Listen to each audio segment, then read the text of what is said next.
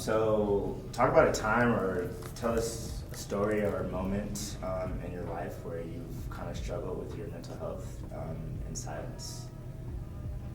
Do you want the good old college days, or? Hey, whatever you feel, whatever you want, man. I mean, there's a lot. I mean, the one that always comes to my mind when I was like, okay, something's not right, was like, I think my junior year of college. I don't know what happened, but it was just one of these days where it was first week of school, new semester, and too much drinking. I was infatuated with a friend, and I was always the third wheel. And I don't know what came to me, but I was like, I'm ready to just end my life. Long story short, ended up in a good old 48-hour hold in a psych ward, or crazy house, whatever, a holding place. And my mom had to drive all the way up to the college town to convince the people that I was not suicidal nor crazy. So that was kind of like my first time where I was like, all right, we gotta start thinking of something to do here. Yeah, I got you. Wow, that's crazy. So in that moment when you were, on the hold or going through that, like, what was going through your head? How were you coping with everything happening in that moment? I mean, I use humor a lot to kind of get through my stressful moments, depressive states, sad moments. So I had to find a lot of humor in a lot of things that were happening in there, because I mean, it's hard when alcohol's a depressant, so it's hard when you're coming out of this depressive state from alcohol and you're in this place where there are people who are legitimately schizophrenic, bipolar, and the staff is trying to treat you as if, and you're coherent enough and cognitive enough to realize I may be depressed, but I'm not schizophrenic, bipolar, and they're trying to feed you medication. So I had to use a lot of humor. A lot of my sass really kind of came through, and thankfully my mom coming up there, I mean, they had what was a holding hour and a visitation time, and my mom waited till she was able to come in there and kind of be the mom, if you know what I mean. Right. The mama bear, and yeah, that was a fun experience. I would even say, I mean, it was an experience. Definitely sounds like it. So obviously, like, you're physically alone in there. Did you like mentally feel like you're just by yourself? No, I mean, I'm a really hyper observant person, so I was kind of taking in everything around me and what was going on and how they were treating and talking to me as if I was, I don't want to say crazy because I don't want to be disrespectful to those people, but as if I did have a severe mental disorder as schizophrenic, bipolar, and so on and so forth. So I think and there was one lady in the building who heard me talk. She listened to me, and she, I remember her voice very clearly saying, "Honey, I don't think you deserve to be in here.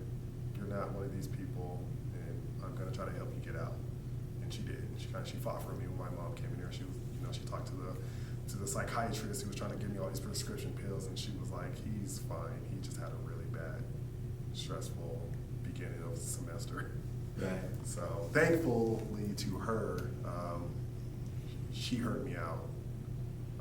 I do know I do suffer from depression and anxiety. I mean, almost who doesn't? But I mean, I've been with my therapist for 5 years, and he's been a good listening ear for me to help me kind of distinctly work through some bigger problems of, I guess, life. Yeah, that's great. I'm happy you had that. Yeah. So I know you mentioned, like, you do have anxiety and depression sometimes. Mm-hmm. So what does that look like for you? And, like, how does that affect you on a day-to-day basis? I would say my anxiety is 10 times worse than my depression. My depression comes and goes in states, and not for nothing. I mean, my depression can usually come from money, right? I mean, I'm going to get depressed because of money, but that's kind of where it can steer up from. Lack thereof, I can say honestly this year it's been good. My anxiety, on the other hand, it comes in waves. It just kind of depends on what's going on in my life. I've managed to learn how to deal with my depression and my anxiety for Marquis and without the use of medication. I don't like the medication. I prefer not to use it. I didn't think it was helpful for me. So I've had to find other copes or healthy solutions other than the medication. So I got you. So I know you say you had a therapist for 5 years now, which is great. So outside of like the therapist, do you prefer to deal with things like take on things by yourself when you're going through things, or do you like reach out to other people and like, you know, talk to them about stuff going on, whether it be family, friends, or how do you usually like to deal with that? I don't reach out to friends. I don't like the bias noise. I have found that most peers are going to either do two things. They're either going to tell you what you want to hear, or they're going to tell you what you don't want to hear. I like having someone who has no bias on my judgment and can just give me tools. So I have my therapist. I don't really tell friends too often what's going on because I don't want their biased opinion. I don't want them, well, you should, or have you, yes, you know, it's fair. I have done this, and I don't like it personally. I don't like it, so I don't reach out to friends because I do have my therapist. Okay, So, I got you. yeah. Do you wish that you could reach out to friends if they weren't being biased and all those things that you mentioned? No. Everyone's fighting their battle, and I don't want to bond in misery with our issues. So I'd rather not take on my problems and your problems, and let's bond in misery. Let's talk about like what's wrong. Once again, I have my therapist to kind of drop all these issues that I have going on. So most times when I talk to my friends, I try to keep it fairly positive. It's usually very just I'm tired. Right. I keep it very baseline. I'm just tired. We don't have to go into details. Just know that. And if I say if I'm mentally, or I will say I'm mentally not in a good place, and I'll leave it at that. You know, most of my friends in my circle are cognitive enough to realize that when I say I'm mentally not in a good place, and you know they'll offer, do you want to talk about it? And I say no. I'll get through it, and I do. Right. So, yeah. Okay. So outside of yourself in general, what do you think, what kind of effect do you think people reaching out to one another would have? Confusion. I think asking for help. And I found this for me because I've done it. Asking for help has caused confusion because it often makes me contemplate the decisions that I'm making or want to do. It makes me question if they're right because I'm no longer thinking for myself. I'm thinking from a biased opinion from a peer or friend's point of view, from something that you know they think would be helpful for them, but they're not thinking in regards to me, and I don't like the confusion from it. I got you. It causes the overthinking to spiral. Yeah. Have you always felt that way? No. I mean, it took some tools from my therapist, and you know, I'm an avid reader and an avid podcast listener. So it took a lot of reading and a lot of podcasts to kind of be like, yeah, you know, you should probably stop asking so many questions from other people and asking yourself, what do you want? And then if you are in question of it, try it out and see if it works. And then if it doesn't, go to your therapist and kind of help kind of resolve the issue of why you think it didn't work or what you can do better. And then maybe every now and then I may, you know, tell a friend like, hey, I tried this and it didn't work. And then, you know, the biased voices kind of come in. Well, did you try doing it this way or you should? And I'm like, yeah, I did. You know, we're working on it. I leave it at that. I'm working on it. I got you. So how do you feel, or how would you feel if, like, you know, a friend, family, loved one just reach out to you and it's like, hey, just checking in, hope you're doing well, you know, something simple like that. Yeah. Oh, that's always appreciated, you know. Yeah. Who doesn't want to feel loved or thought of, you know, it's always appreciated. So it's not gonna, I'm gonna get mad and be like, how dare you? It's, you know, it's appreciated, and you know, I'll kindly message them back, hey, thank you for asking me how, and you know, and I'll take the attention off of me and ask them how they're doing. Right. I think the biggest thing this year that I've really focused on is not pouring too much energy into other people's cup and leaving myself empty. So I have learned boundaries in regards to when I ask other people how they're doing from when they ask me to take the attention off of me, Right. to know when to shut it down. Like, okay, that's enough. I don't want too much of your personal issues on me, because now I'm being the biased voice for them, and I don't want that. I got you. So you appreciate like kind of like a simple check-in, like, hey, hope you're doing well, yada yada yada yada yada, but like you don't want to like dive deep into it, especially if you're not even whole. Yeah, you know, shallow conversations sometimes, as much as I hate them, have a purpose and a place. Yeah, I totally agree. Yeah. So would you say, are you one of those people that like will have those like shallow conversations, like reach out to other people, like, hey, like I'm just thinking about you, or just seeing how you're doing? Are you that type of person?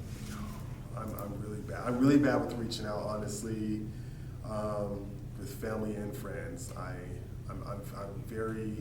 I'm so focused on myself, because all I have is me at the end of the day, and I have to really keep in mind that I have to take care of myself. I have to, you know, what am I doing? That doesn't mean that I'm not thinking of other people, but I'm almost in this constant state of selfish thinking.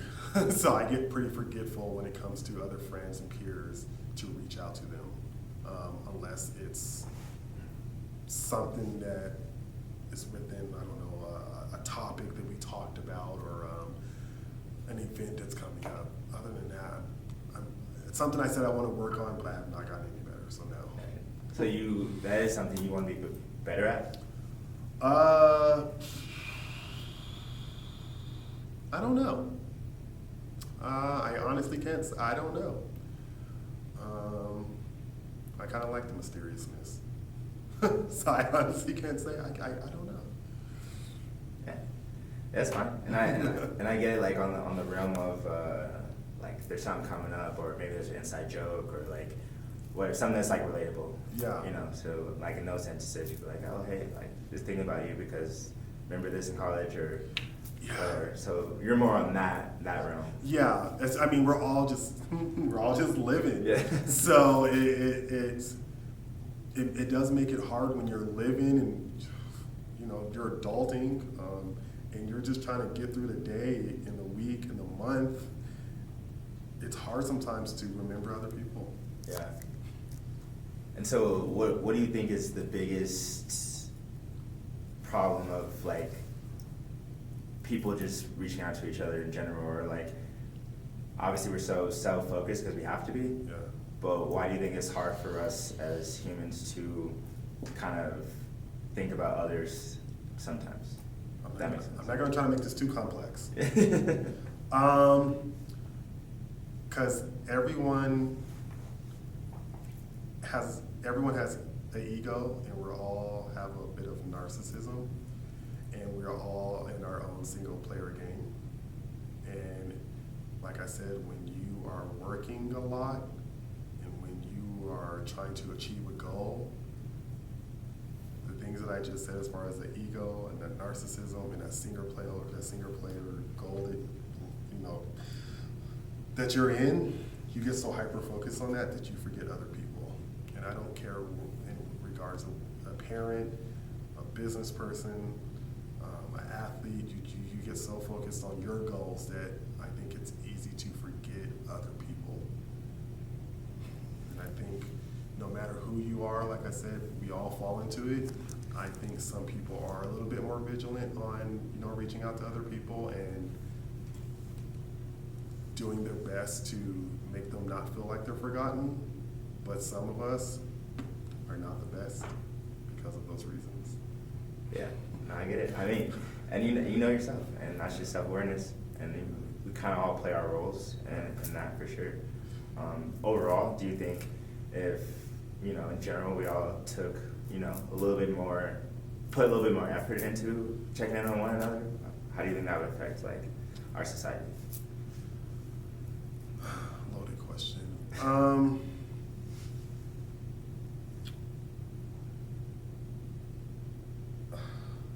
I don't know. I've talked to people who like to kind of deal with their issues on their own. And then I've dealt with people, I say it's a loaded question because I think when we're dealing with something, we never want to feel like we're a burden on someone. So I think the question can be more so, how can we allow people to reach out to us or us to reach out to them and let them know that they're not a burden and that their issue isn't too big. And so I think it's just a lack there of communication on, how do we communicate that your problems, your issues, your mental health isn't a burden on me. And I think that's where a lot of the problem stems from. A lot of people are like, oh, I don't want to be a burden. And they just don't reach out. They try to figure out how to deal with their issues by themselves without having those proper tools. And then how do you get the proper tools? That's kind of where the therapist and everything kind of come into play, where it's like, how do you find that? Where do you start? So I find it as kind of a vicious cycle, unfortunately, that I don't have a solid answer to because of that. No, I think that's great. I think there's power in kind of like the questions that you're raising, like how do we not feel like that? How do we not want to be a burden? And I think communication is kind of the first battle, but it kind of like, well, I want to talk about this, but like I don't want to feel like I'm being a burden, but I do need help. So it's just like this back and forth. I just had this thought come into my head. I think it can come down to, we all have those friends who give us that space. So I think it's knowing who in your friend network gives you that space by saying verbally, you can always reach out to me, you're not a burden. I think having that context, with that word in place in there, you're not a burden by that specific person, I think allows you to have a space to go to. Because I think some people don't have that verbiage from their peers and their friends, where that's why they don't feel like they can talk to people, because they haven't been allowed in that context of, you're not a burden, you can always reach out to me. Some people are like, oh, you can always talk to me, and it's like, but yeah, but when? Right. So once again, it's the communication part of, yeah, you're saying I can reach out to you, but like, when is it okay? Is it a burden? And I think Right. having someone specifically say, you can reach out to me, you won't be a burden, I'm always here for you, kind of takes off some of that anxious feeling of feeling like you're going to be a burden Right. or a pest or venting too much. I think a lot of people are afraid of talking about their problems and feeling like they're venting, which is healthy, but you just need to make sure, I can't say make sure, but allowing someone to give you that space by saying it to you Right. can be helpful. Yeah, I think you hit it right on the nail on that one. That open communication and being like, hey, if you need anything, I got you. You're not a burden specifically, so like they know. It's like, all right, it makes them feel safe. And whether they reach out or not, then ball's in their court, and it's like, you have people now. Yeah. Because I specifically told you. Yeah. So I think that's a great point and very well said. So as we wrap this up, what kind of last message would you say to the world? Everybody's listening right now. Everyone deserves a therapist, and this is why. I think a lot of people are afraid to get a therapist because, one, they think it's expensive. And I always said, if you can go out on the weekends and party with your friends and eat all this bad food and travel, you can budget for a therapist. Two, a therapist it's a relationship. So you have to find someone that works for you, because not all therapists are your good therapists.